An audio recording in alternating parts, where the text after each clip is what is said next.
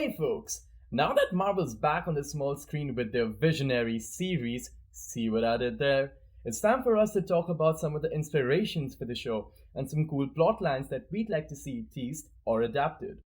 The show is heavily inspired by two iconic comics featuring the titular characters, The Vision and the Scarlet Witch by Steve Englehart, and The House of M by Brian Michael Bendis. The Vision and the Scarlet Witch focuses on the pair's life as they try to make the relationship work over the course of 12 comic book issues. On the other hand, The House of M is an 8-part series where Wanda creates an alternate reality where mutants don't even exist.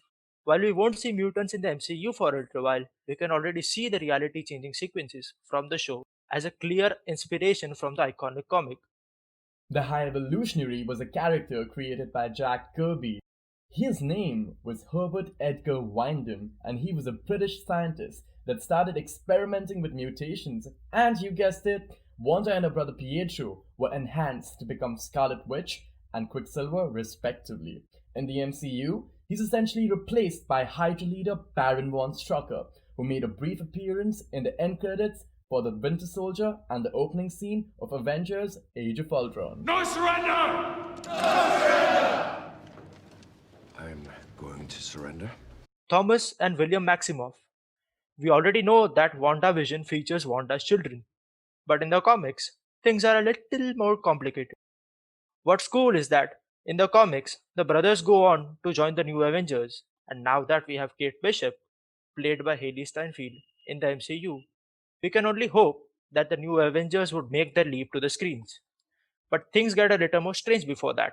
You see, the kids are created by the life essence of a character called Mephisto.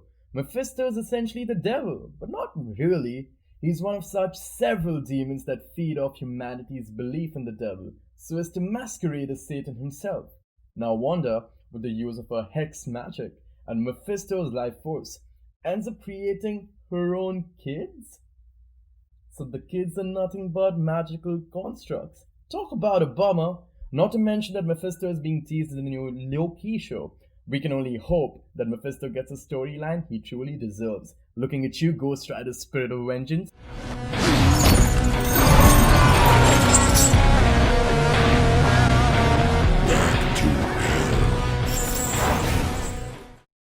Monica Rambeau is the daughter of Maria Rambeau, played by Lashana Lynch in Captain Marvel. She will be featured as an adult in the MCU, played by Teyona Paris. From what we know, Monica eventually takes the mantle of Captain Marvel, but we'll see her work as an agent of S.W.O.R.D. for now. Remember that post-credit scene from Spider-Man Far From Home? The one with Nick Fury on a spaceship with Skrulls. Basically, S.W.O.R.D. is S.H.I.E.L.D's space-based counterpart that deals with extraterrestrial threats to world security. Monica Rambeau seems to be working with Jimmy Woo, played by Randall Park, who was also in Ant-Man and the Wasp. You might also remember him as Kim Jong-un from the interview. It will certainly be interesting to see how this all plays out, especially since Darcy Lewis, played by Kat Dennings, a character heavily featured in the Thor movies, will be making her small screen debut. And that's it for now. For more daily content, check out our Instagram page at HotspotPod and listen to our podcast on Spotify. This is The Hotspot, and thanks for watching.